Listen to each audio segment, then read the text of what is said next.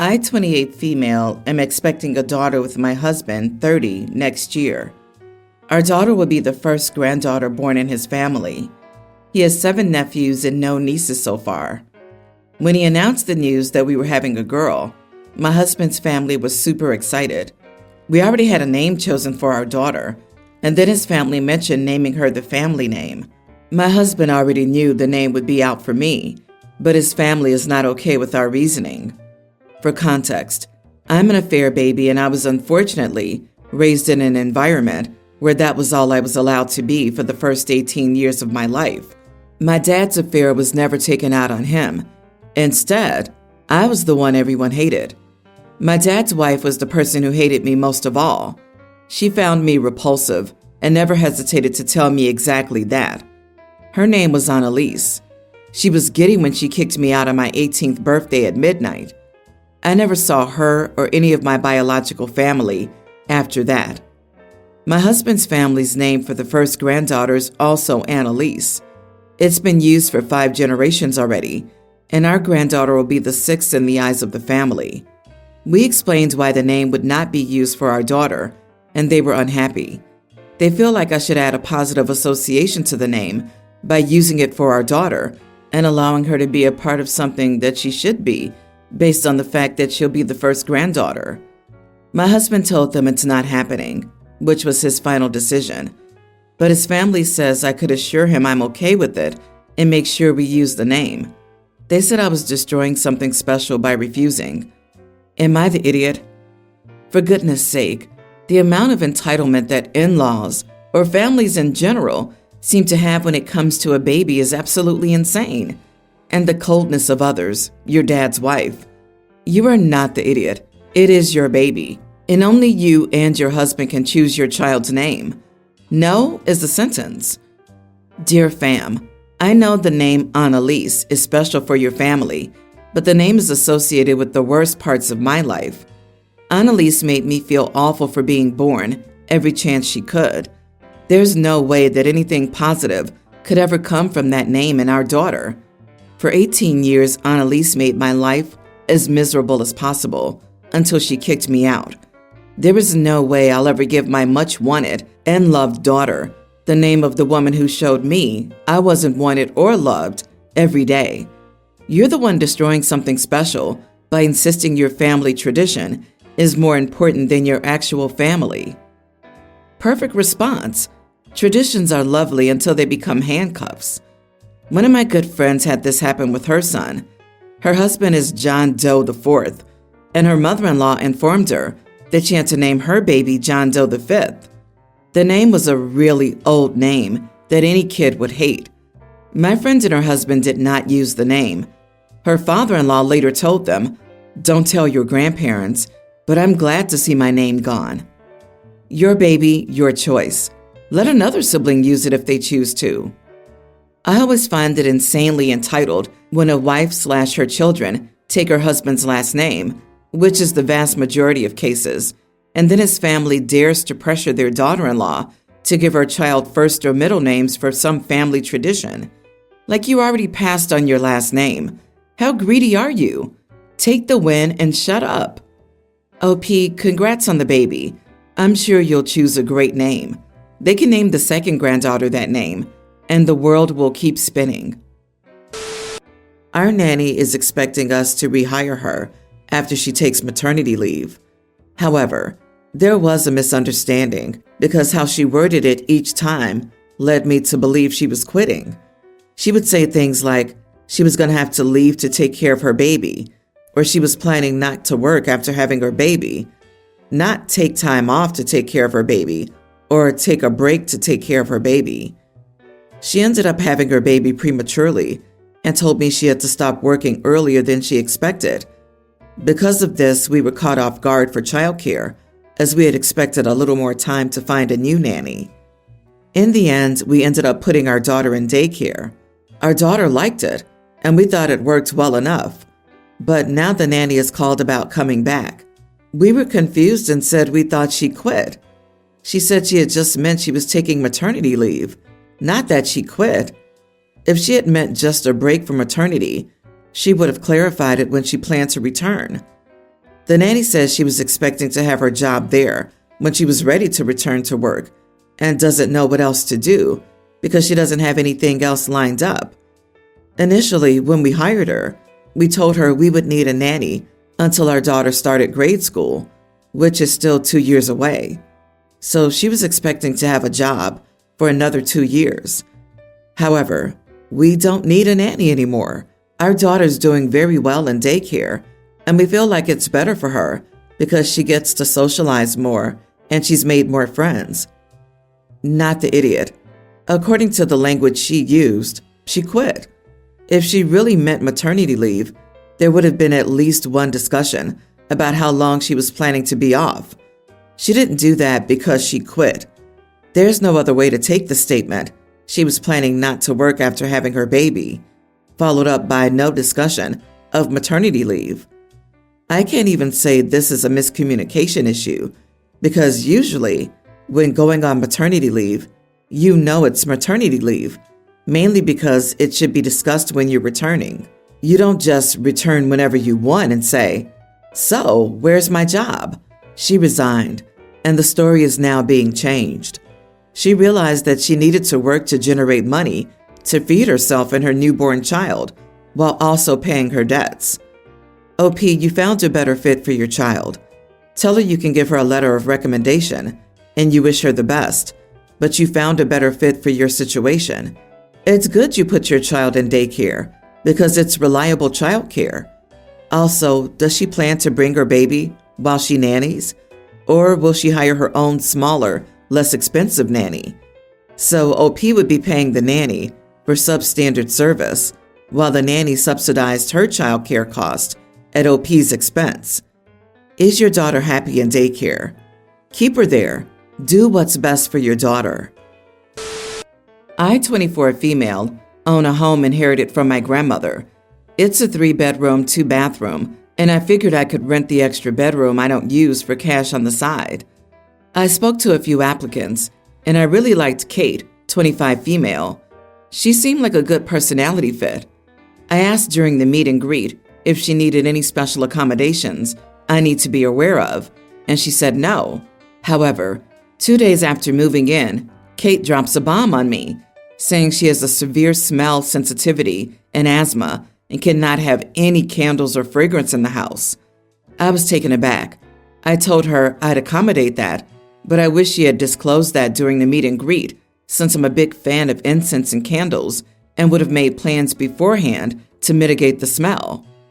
Since then, she's been policing every fragrance in the house, which is really frustrating to me. She asked that I don't wear or even spray any perfume on myself in the home. She then tossed away my scented detergent because she could smell it on my clothes, and it gave her a migraine. She complained and threw out my scented hand soap, expensive lotion, and body wash too. She tossed away my lightly scented cleaning supplies and even the old candles I stored. I told her to just tell me instead of throwing everything away because it's not okay to do that. She apologized but reminded me that no scent means no scent. I told her that I didn't realize dishwasher tablets even had a scent. She said that sounded very backhanded and petty. Yesterday I was baking some cinnamon rolls in the oven, and she came down yelling, saying that she couldn't handle the smell, and asked that I refrain from cooking anything like this again. She gave me a long list of other foods I'm banned from making. I finally had enough and said she was acting like a lunatic. This is now going beyond simple accommodations. I told her I suggested she either learn to deal with it or find somewhere else to live because this is crazy. Kate flipped out and said I was discriminating against her. It's illegal and she can sue. I told her she's just a control freak and I won't be a doormat for it. I told her if she wants to go down the legal route, I'd be more than happy to go down to the courts and provide all the receipts for the cost of the stuff she's thrown away. She got quiet at that. She's been staying with her parents since and plans to move out soon, but has called me every name in the book. Am I the idiot? Not the idiot. She can try to file a discrimination case. Everyone needs a good laugh now and then. If she finds someone who believes baking cinnamon rolls is an act of discrimination, I would love to hear their case. LOL. She didn't reveal her needed accommodation before accepting the privilege to live with you. You shouldn't have done anything to help that, but you're much nicer than I am. Let her go be sent free somewhere else. Light every candle and incense stick you have the night she does. Was the meet and greet in your house?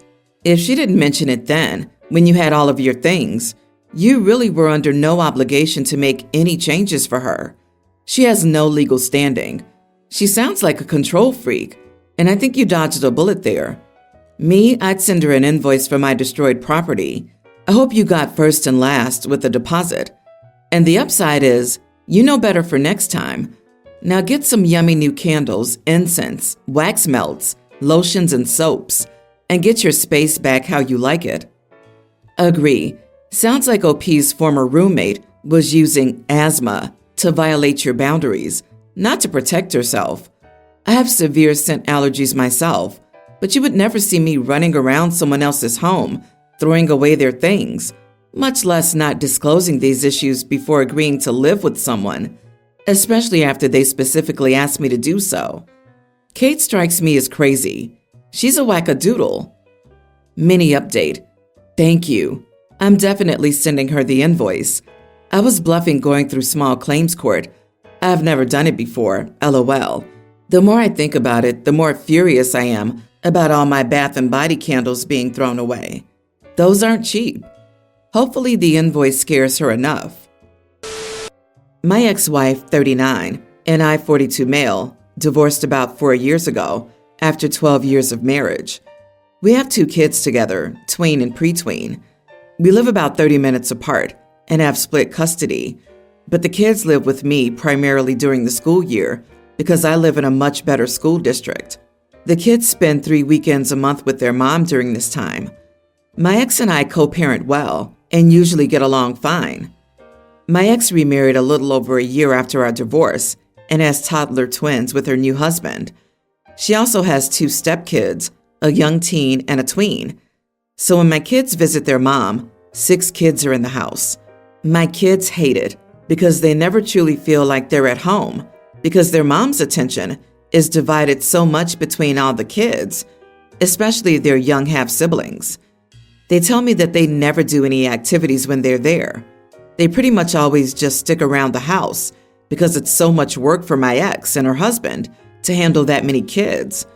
So I make it a point to do something fun the 1 weekend a month I have my kids at home. Camping, sporting events, museums, zoos, fairs, festivals, etc. My kids and I look forward to planning and doing these things together. My ex has started asking me if it would be possible to include her stepkids in some of these activities because they're getting jealous of all the fun things my kids are doing. This turned into an argument recently because I told her to stop asking. After all, her stepkids are not my kids, and I have zero desire to build any relationship with them. I told her that the only thing stopping her and her husband from doing fun things with the kids is themselves. She told me it's a lot of work with 6 kids and I wouldn't understand. I told her it was her choice to marry a man with kids and have more kids herself. That wasn't my problem. She told me it would be a fun bonding experience for our kids and the stepkids, and it would mean a lot to her if I would help her out with that.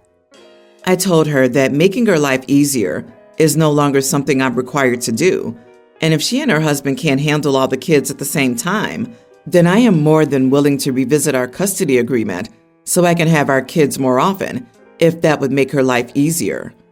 That made her angry, and she called me an idiot for being petty. I told my kids that they should try to refrain from telling their mom and step-siblings too much about the activities we do together. They didn't really understand why, because we've always told them that they can tell us anything, but I explained it to them the best I could.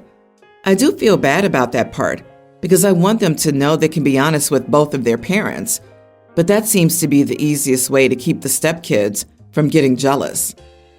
What is it with all these people expecting their ex-partners to help parent their current partner's children? Not the idiot. Shut that crap down. You give an inch and she'll take a mile. The demands will never stop. Pretty soon you'll end up with all 6 kids. It boggles my mind that people this entitled exist. Like seriously, What's the plan? Keep mooching off the people who have zero obligation to do so? And it sucks for the kiddos, too, growing up with that kind of person as a parent. Also, what is it with people needing to have more children when they both already have children from previous relationships? Is it a need to do things over? Why can't they be satisfied helping each other co-parent the kids who are already there and desperately need attention? Because they are children of divorce and likely already feel displaced. It's one thing if you truly have the time, patience, money, and love for all of the children, but that's never the case. Your ex is incredibly entitled. You aren't a free babysitting service. You didn't volunteer to be a big brother.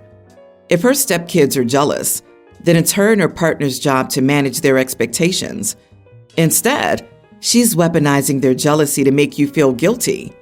That's highly inappropriate. I suspect she doesn't want you to have any more parenting time because she worries about paying child support. I'm planning a family Thanksgiving vacation, and a really good deal came up to go to the Cook Islands.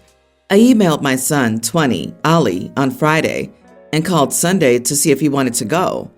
He's in college and I'm not wasting money on a ticket if he didn't want to go. I needed to know by today because I must get visas for my younger sons, teen, tween, and pre-tween. Well, he didn't pick up his phone, so I bought the package. Just now he texted me saying he wanted to go. I said too late. Already bought the tickets. Next time check your email or answer your darn phone. He said most people communicate by text. I said, well, most people don't get to go to the Cook Islands. Now his mom and my ex is trying to tell me that he's Gen Z and text is their primary communication format. Had I texted him, then he would have responded. I said I didn't care. I'm well in my 40s and check all of my communication formats because I don't want to miss anything. Am I the idiot for telling my son that he's not coming on vacation because he didn't check his emails? You are the idiot. Dear God, is this organizing a family holiday with your children or closing a business deal? One email and one phone call are the only chances your college-age son gets to go on a family vacation? This is incredibly sad. How am I in my 50s and know better than you how to communicate with my kids? If you're so good about checking all forms of communication, why didn't you also write in all forms of communication?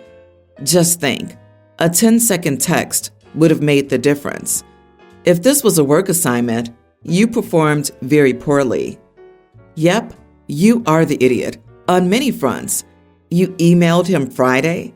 It's hardly surprising you didn't check his email over the weekend. Then you arrogantly complain that a missed call from you is more important than a message. What a load of horse crap, unless you never call him just to catch up. Then he calls you on Monday, likely after catching up with his weekend emails, but you just shot him down. You gave him far too little warning to justify kicking him out of a once-in-a-lifetime family vacation. Clearly, you don't care if your son goes on the trip with you or not. Your whole story sounds like some stupid controlling power trip. Get over yourself and find some way to make this right, because your attitude is unreasonable. Not the idiot. You sent him an email about an awesome vacation, and he chose not to reply to you. You called and he didn't answer, so he doesn't feel the need to commit to you unless he wants to. And to all of the AHs saying he shouldn't check his email on the weekends, they can screw right off, as he's an adult and should crawl out of bed, click on his phone, and read an email. If your kid doesn't acknowledge you until his convenience, that's on him.